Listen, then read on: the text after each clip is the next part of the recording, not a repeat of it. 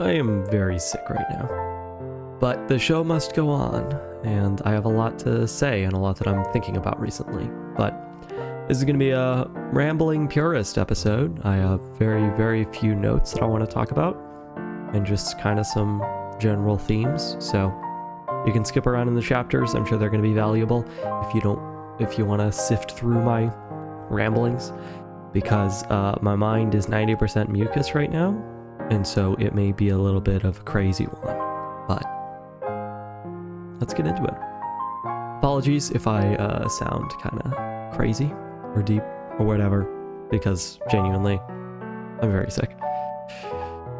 It's it's at the point of sickness where, like, I just kind of feel like I'm in another dimension. Like, I don't even really feel bad. It's just that I, like, get up and I'm like, whoa. Like, everything just feels weird, and I can't really focus on much of anything for very long. But at the same time, it gives me like this intense focus on things because all my senses are kind of dulled. I've had this before with certain sicknesses, but I get to a certain point where it's almost like euphoric. Like, everything is just calm and peace, and life just kind of becomes simple because I'm so focused on just surviving that all the kind of normal stresses of life fade away, and it's just kind of peaceful, you know? But this time I usually get very thinky and reflective whenever I'm kind of sick like this as well. And it doesn't help that I just got home from a trip yesterday. Background, I got sick last week, and leading up to this trip for my sister's graduation, I did everything that I could to try and ward off the illness, and I sure thought that I did whenever I headed out. I got there and was feeling pretty good, and continued to do so, and then literally I got home, and as soon as I walked through the door, my body was just like, hey buddy, you're sick. And I crashed on the couch and slept for like 4 hours straight, and that was at like noon, so it was a lot. But yeah, so I called into work and said, ain't no way I'm going to work tomorrow. That just ain't gonna happen. Now I'm here. It is Monday, and, can't work, but still podcasting, because, priorities, am I right? But yeah, so, big meat of what I have been thinking about is just to do with this trip. A lot of memories. I haven't seen a lot of my family in a while. I've been home for 6 months now, which is the longest period of time that I've ever been away from home consecutively. In fact, I'm going to make a full video on this later on in this week on the YouTube channel. But I have been living here for almost a year now, coming up on it. And so it was very strange to go back. It's always strange to go back. I'm sure any of you guys who have moved away from home can kind of feel this. Whenever you go back, it's like the same, but also completely different. It's a very, very strange feeling, and I can't say I'm a big fan of it. Whenever I go back home, it's a very kind of somber and sad experience. It feels like you're visiting something that isn't there anymore, because the place where you grow up is more defined by who you were whenever you were there, how you saw it, than really any of the material things about it. And so that memory of home that I have is gone forever, and I'm never getting it back. I can never go back there because it never really existed. It was part of me that has now died off in my growing. And the same goes for a lot of the people that I see there. It's very, very odd to only see people every few months. You can see the changes in them so starkly that you wouldn't whenever you spend every waking moment with them. And this really gets into the purpose of the trip. My sister was graduating high school, and it's just a very big emotional moment. last kid in the family to graduate. So now we're all adults and we're all out on our own. And it's a really, really weird feeling. I'm excited to see how she does in life and what she does, but it's strange. To celebrate her graduation, we went on a camping trip, just me and my siblings. So that's the 4 of us and then my brother's wife. So it was 5 in total. Went and did a very roughing it camping. So no electricity, nothing, it was very a raw experience, which was a lot of fun. Just an overnight trip. But it was nice to just get away from technology and get away from everything and just kind of sit around a fire and catch up with people.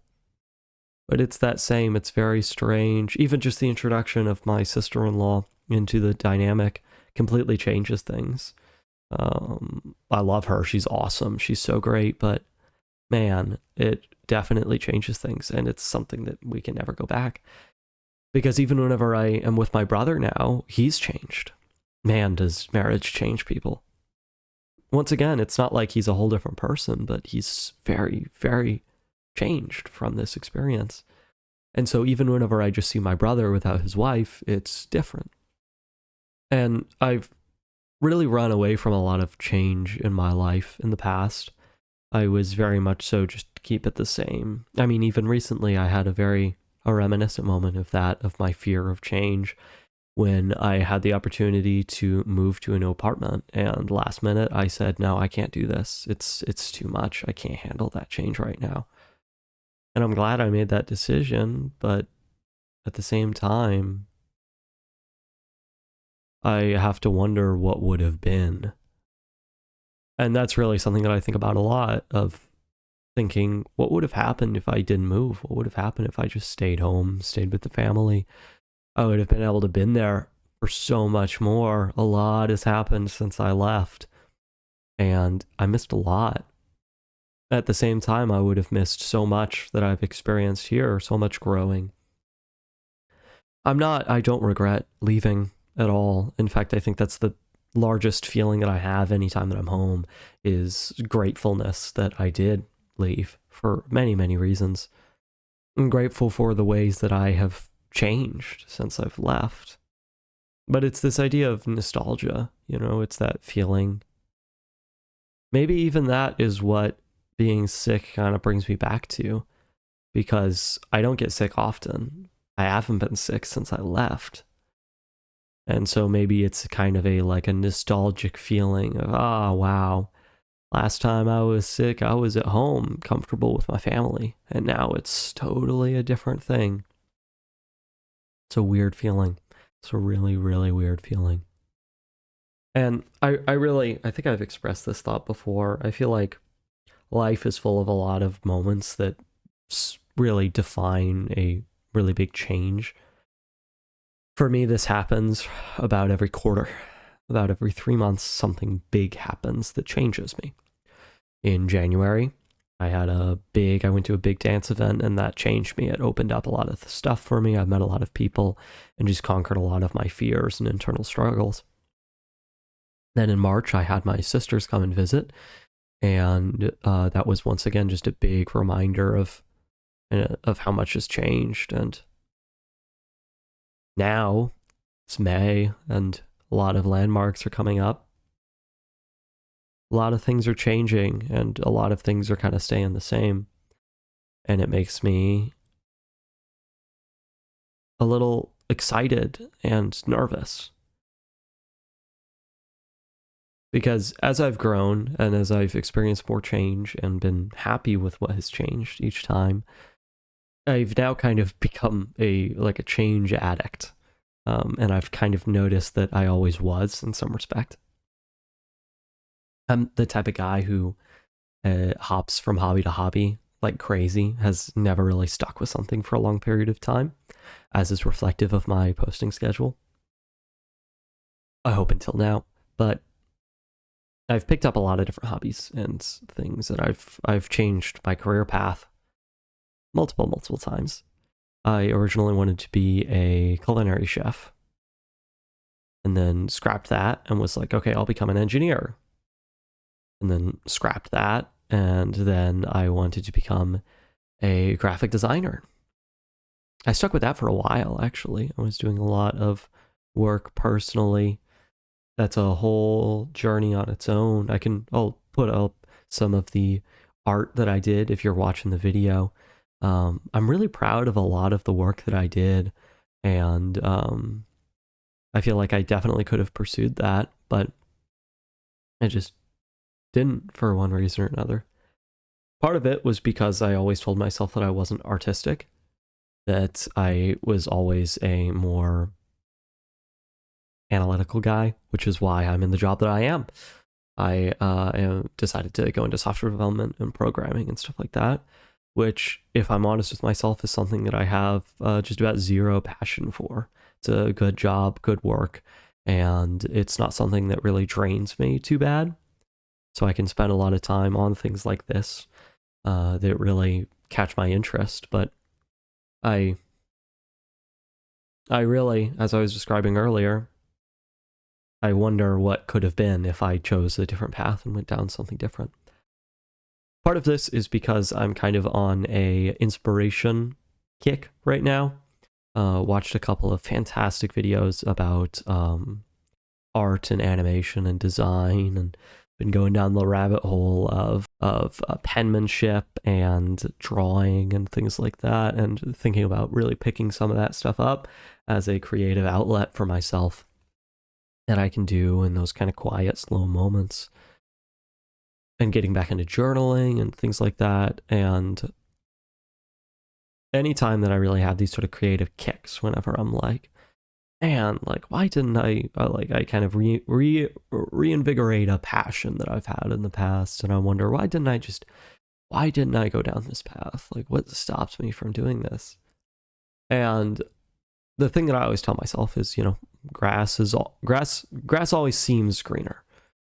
If you do anything for your full-time job, a lot of it is just going to kind of be mundane. Some of it is really exciting, but most of it is going to be mundane. And so really what's happening is I'm just kind of seeing through a window into somebody else's life and thinking, man, being a graphic designer would have been so much better for me. But in reality, maybe it wouldn't have. Maybe I would have had a lot of the same issues that I'm having now, or much worse. Who knows? But I have had the life that I've had.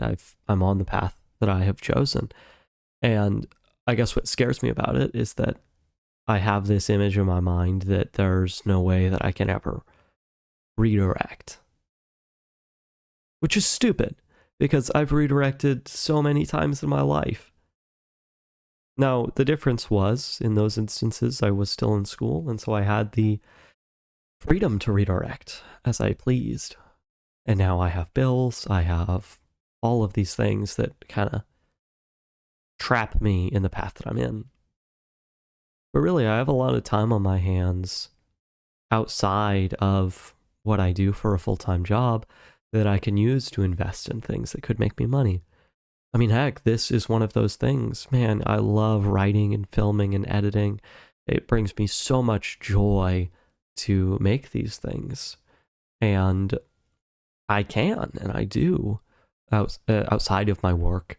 And that's one of the wonderful things that I'm so grateful for with my job, is that it is so flexible, and it gives me a lot of freedom to spend a lot of time like this. And like I said, it doesn't really drain me too bad, which is such a blessing. And I've picked up a lot of things just as hobbies that I am very grateful for that they've stayed like that, because I worry that if they took more of my life, then they would become more of a burden and less of a gift. Things like dance, I'm very, very intentional about restricting that in my life so that it always stays fun and it always stays good and entertaining. And even things like this, I put a decent amount of effort into these videos and into these shows, but nowhere near as much as a full-length edited video that I may do. That I put a lot more thought into the shots and into the writing and into the story and everything like that. Whereas these shows are a lot more, as is to the theme, a lot more of rambling. It gives me a lot of freedom to be able to sit down here and really pump out an episode in just couple of like 30 minutes to an hour and have something that I hope is entertaining and I hope is good, but is really very pure in its sense. The real thing is that you can't get very good at anything that you don't invest a lot of time in. I've seen this in a lot of things in the instruments that I've played. I mean, heck, you see this piano right here? I can barely play that thing. I used to be really, really good. I used to be really, really good at this piano. And then I just kind of gave up and let it lie, and now I am very, very, very rusty on the thing. And it's hard to get inspiration to really pick it back up. And so it kind of dissolves. And it becomes less fun because the less good I am at it, the less fun it is. It's this weird thing. The more that you do it, the less fun it's going to be. But the less that you do it, also the less fun that it's going to be. It's this weird thing because if you do it less, it can be more fun or less fun, depending on how much less you do it. And if you do it more, it'll become more fun or more unfun if you do it.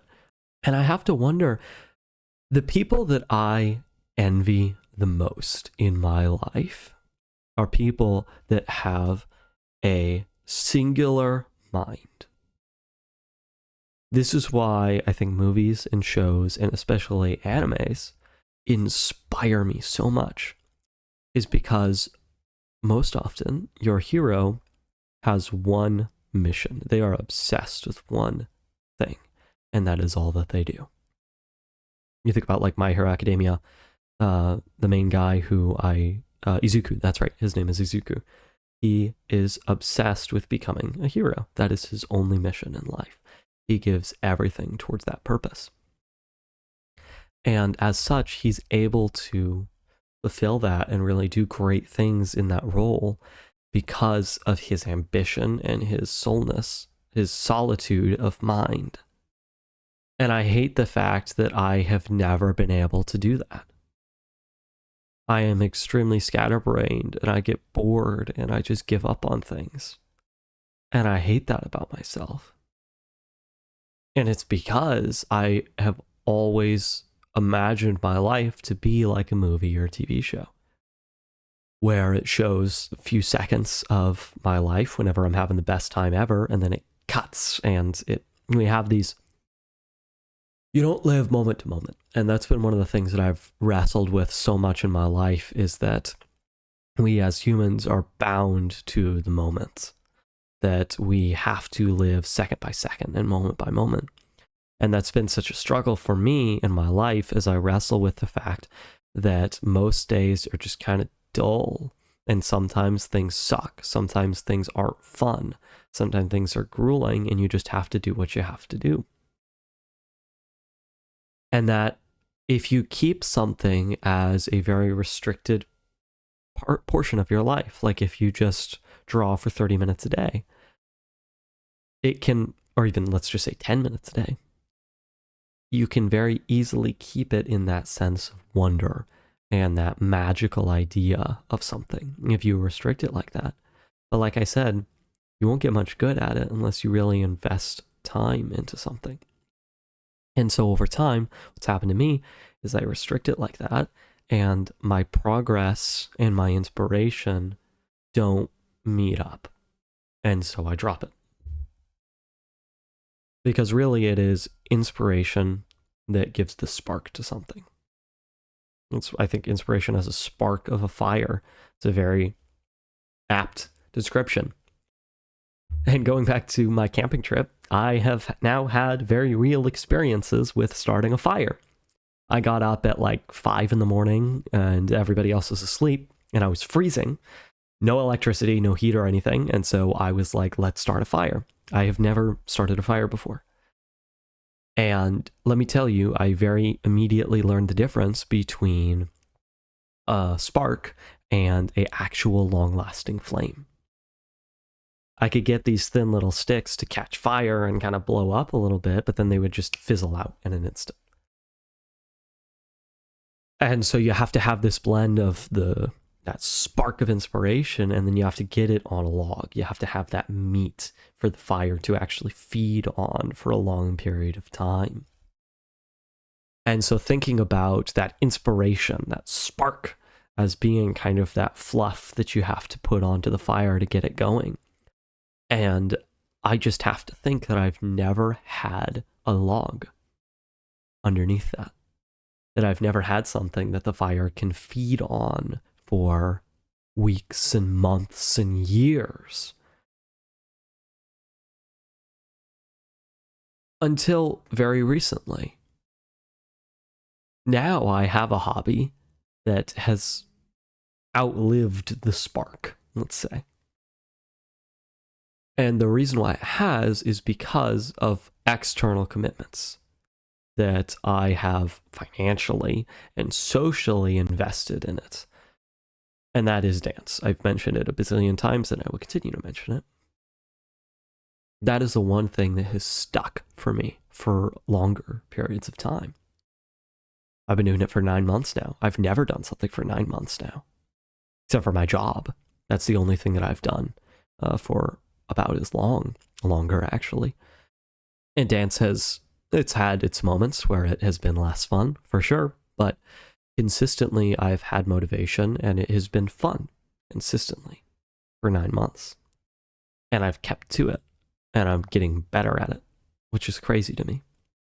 And so in my mind, that's one way that I can really make a hobby permanent, is by having other people in it. But it also has the danger of, if the people that you're with, that you do it with, aren't as committed as you are, it can almost become more fragile than a hobby that you just have solely by yourself. And really, it's because at this point in my life, I feel I have enough social hobbies. I do improv, I do dance, I do a lot of things where I interact with people. And I want something for me that I can just do by myself that's very personally motivating and creatively inspiring. And I guess I'm just wondering at this time in my life how I can make that last for long periods of time. And really, the big thing is, these solo hobbies are the ones that I could actually convert into a career. Things like these videos that I pray to God could possibly get to a point where I can sustain myself off of them. I would be so grateful. So grateful.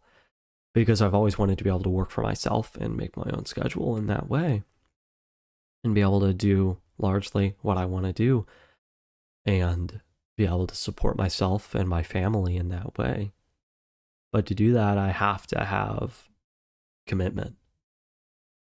And I have to be careful, because I don't want to trade something, a job that I have right now, that I genuinely have zero feelings towards, negative or positive. And I treat that as a great blessing, because most people hate their jobs. That I don't just trade something that is sustainable and consistent and that has no negative feelings towards it, or something that will be inconsistent and have way more negative feelings in my life. As you can tell, I'm just kind of thinking on the spot right now, thinking through a lot of the things that I'm going through and what I want out of this life. And all of this is out of my mucus-filled brain. I am very, very tired. And I hope that these thoughts were actually helpful. They're nothing new for me, to be honest. I've gone over these same thoughts hundreds upon hundreds of times, thinking about what my future could be like and how much is in my hands and how much is just me being lazy. I'm curious to see what you guys think. I know a lot of people that I know personally are listening to this and know that I have struggled with these sort of things for a long time. And I want to hear what you guys have to say. I'm not quitting my job anytime soon, unless something really explodes for me. But I need real motivation and inspiration in my life to invest and make something that's valuable, that I truly love and believe in. So let me know what you guys think, and if you've ever struggled with these same thoughts, and I'm sure you have. From talking with people, I don't think this is a unique phenomenon. Please let me know. I would love to hear about this and discuss your experiences. And obviously I don't have the answers, but at least I'm looking, which is more than I can say for a lot of people, unfortunately. So, more stuff coming soon. I'm excited to get into some more outside of the regular podcast stuff recordings. I feel very inspired and motivated towards that. And so I am excited for what is coming next in my life. And I am going to go and get some sleep. So, thanks for listening to my incessant rambling, and I will catch you next time.